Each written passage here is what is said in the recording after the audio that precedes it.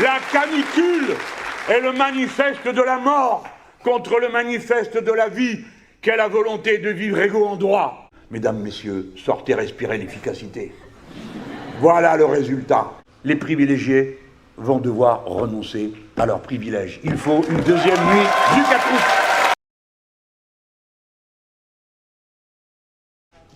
Et comme d'habitude, il lui faudra faire ou bien le meilleur ou bien le pire, mais il devra en disposer et ensuite aller au bout de ce qui aura été d'abord entrepris. Mais avant toute chose, je sais que nous sommes ici tels que nous le sommes par la pensée et par le cœur. Français, bien sûr. Peuple de France, bien sûr. Mais citoyens du monde. Et c'est pourquoi je crois de nouveau m'exprimer en votre nom à tous, en adressant solennellement la marque de notre soutien, de notre solidarité, de notre amour aux martyrs du peuple palestinien et de l'invasion du Liban. On me dit qu'on y a fait défiler l'unité de police Bravem. Eh bien, si c'est moi qui suis élu, on dira qu'il a fait ça pour nous dire adieu, car à peine élu, cette unité sera dissoute. Mesdames et messieurs, on pourrait dire le 14 juillet, on pourrait éviter de faire des réunions politiques. Non, le 14 juillet, il faut faire des réunions politiques et des balles. Leurs avantages, tant et si bien que quand furent convoqués les députés des États généraux, les premiers qui se regroupèrent en faction, ce furent les Bretons. Et le club des Bretons a ensuite donné le club des Jacobins. Alors, vous aimez ou vous n'aimez pas les Jacobins, mais ce sont vos enfants, braves gens. Ne l'oubliez jamais. Faut-il de nouveau décider que tel est le Seigneur et décide de vie et de mort sur les autres? Faut-il décider que, en dépit de tout ce que nous avons entrepris en vue d'égalité, les hommes de nouveau doivent dominer les femmes et que les êtres humains tels qu'ils sont domineraient la nature? Ou bien, tenant compte du bilan de cette histoire, nous pensons à la porter plus loin, pas seulement par une vision idéologique, cette fois-ci, pas seulement par une certaine idée que nous nous faisons de nous-mêmes en tant qu'êtres humains, mais sous la loi implacable de la nécessité. Ou bien vous reviendrez à l'égalité, ou bien vous irez à la mort, car avoir refusé l'égalité, car avoir décidé que l'État était de trop, que les services publics ne servaient de rien, que la magie du marché vous trierait spontanément entre les bons et les mauvais, puisqu'en définitive, vous êtes responsable de votre sort, de votre richesse ou de votre pauvreté. Vous êtes arrivé à ce résultat que vous avez sous les yeux. La terre entière brûle et notre pays entier est en train de brûler. Cela est un résultat politique. Ce n'est pas la nature qui l'a amené, c'est l'invraisemblable stupidité du capitalisme, de son accumulation, du refus de régler et d'organiser. Parce que voilà qu'au détour d'une allée, des gens me flanquent des micros dans la figure et me disent « Que pensez-vous de Madame Le Pen qui a dit qu'il fallait mettre la clim ?» Bon, moi, j'étais pas venu là pour ça, j'avais oublié comment c'est la vie. Alors je dis « Oh, vous, je blague, quoi. Je dis « Il n'y a qu'à éteindre le soleil. » Et puis après, je dis ben, « Sortez à 19h. » On m'a trouvé désinvolte de répondre. Et moi, j'étais pas venu pour ça. Et je me suis fait piéger, ok. Donc j'ai eu droit à une polémique sur faut-il de la clim ou pas. Alors, tout bien pesé, je continue à dire que si bien sûr, dans l'urgence, il y en a besoin pour ceux qui souffrent le plus, nos enfants dans les écoles, les personnes âgées et ceux qui sont en prison, qu'il ne faudrait peut-être pas oublier, car la peine c'est la prison, pas la torture.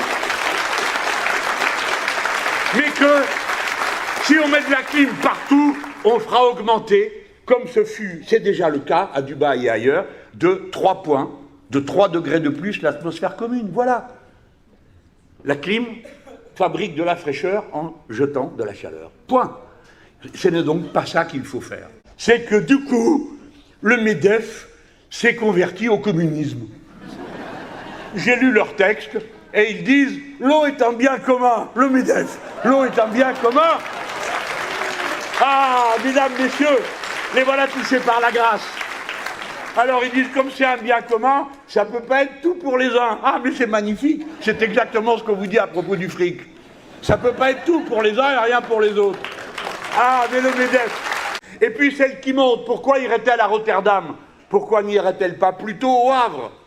Allons, allons, personne n'a réfléchi dans un bureau à ce que ça rapporte à la France d'être capable de contrôler le transit maritime quand 90% des marchandises du monde passent par la mer. Personne n'y a réfléchi.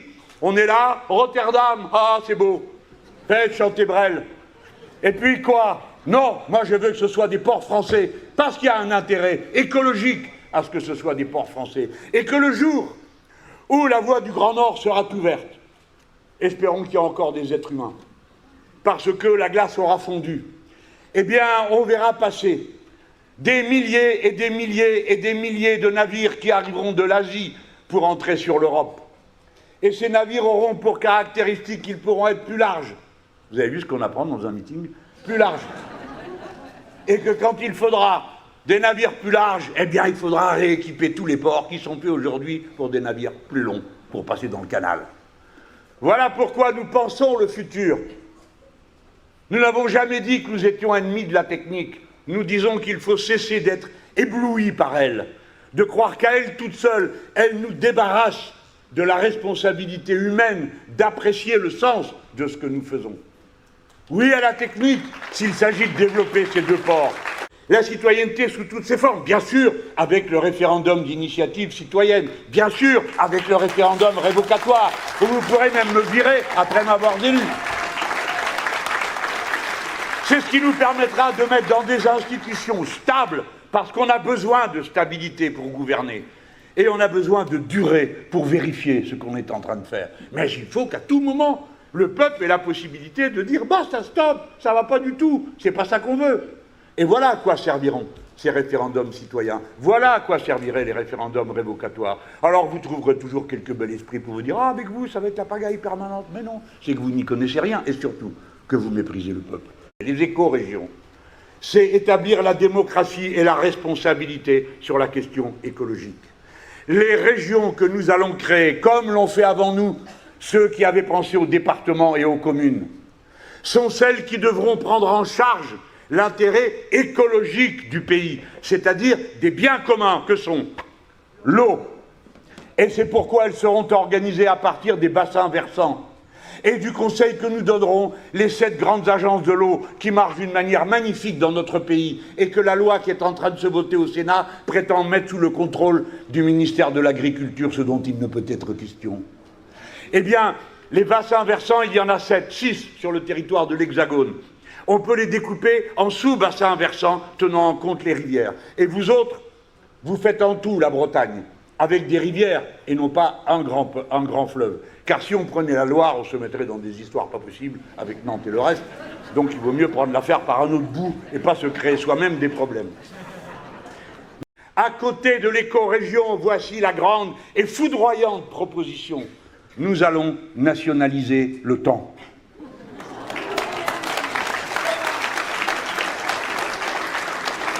Comment allons-nous nationaliser le temps? Par la planification. Et voici comment nous avons tiré la leçon de quelques-uns de nos échecs du passé. Comment se faisait-il qu'en nationalisant le tiers de l'industrie et toutes les banques, on n'ait pas fait 1 mètre de terrain en direction du socialisme? C'est la transformation de la République française en première république écologique du monde, parce qu'elle aura une structure de l'État. Ah, l'État, monsieur Mélenchon, mais oui, chaque peuple a son génie. Et le nôtre, le voilà. Je ne sais pas si je vous ai convaincu, mais j'aimerais tellement qu'on y pense, qu'on y réfléchisse, que l'on fasse des suggestions. 2 camarades ont été désignés pour mener cette tâche.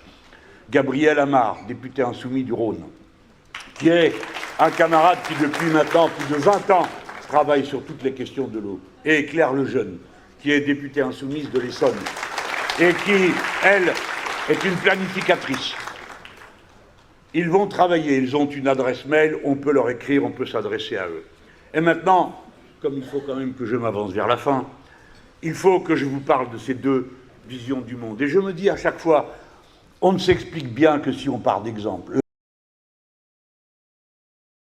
Elle a dit, à propos de M. Kylian Mbappé, Un Camerounais issu de la colonisation s'efforçant désespérément, excusez-moi mais je veux que vous l'entendiez, j'espère que ça vous fasse bien mal, pour qu'on se comprenne mieux dans ce que j'ai à dire après, de passer pour un Français rancunier, nouveau riche, arrogant et laid. Il était nerveux et mort de peur pendant tout le match, à l'image de toute son équipe. Cet abruti, dit-elle, n'a même pas appris à écrire. Au lieu de téter le lait maternel, il tétait des noix de coco, et les êtres les plus instruits qu'il ait jamais entendus étaient des chimpanzés.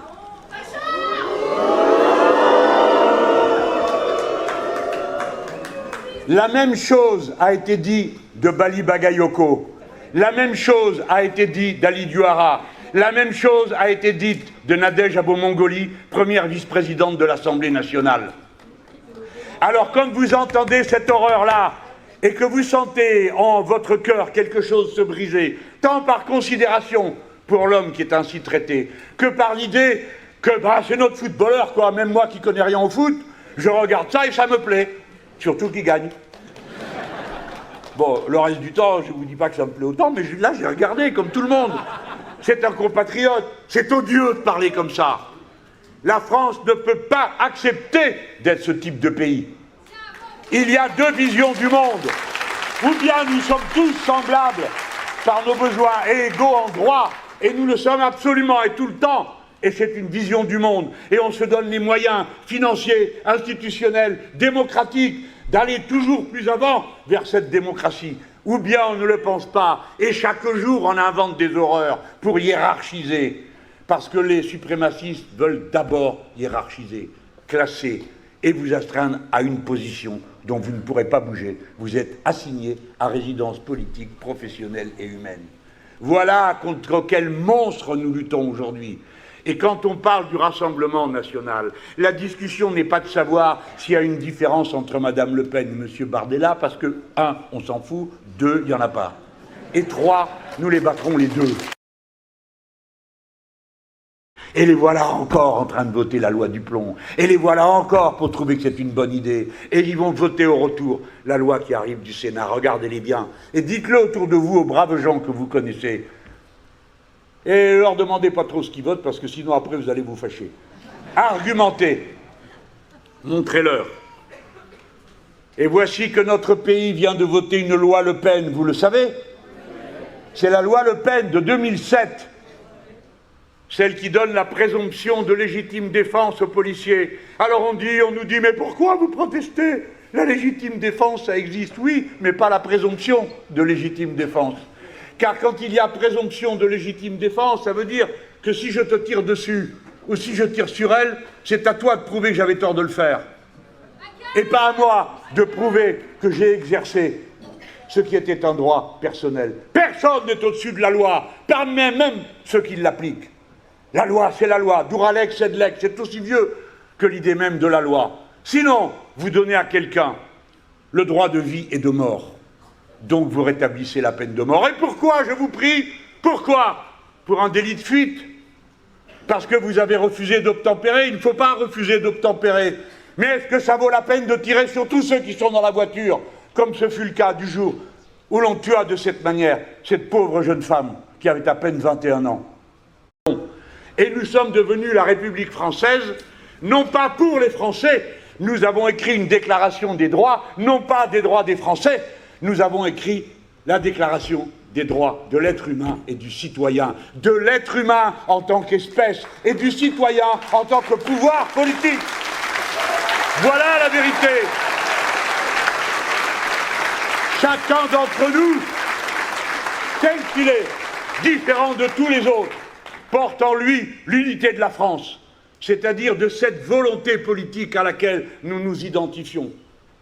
Nous ne pouvons être français que parce que nous adhérons à la devise de notre République, qui est liberté, égalité, fraternité, que nous pouvons mettre en partage avec l'humanité tout entière. Voilà quel est le sens du 14 juillet, le jour où on le célébra la première fois, et encore aujourd'hui, à cette heure, à Paimpont, en 2026, si loin de ce matin de 1789, où les ouvriers du faubourg Saint-Antoine décidèrent de prendre d'assaut la Bastille.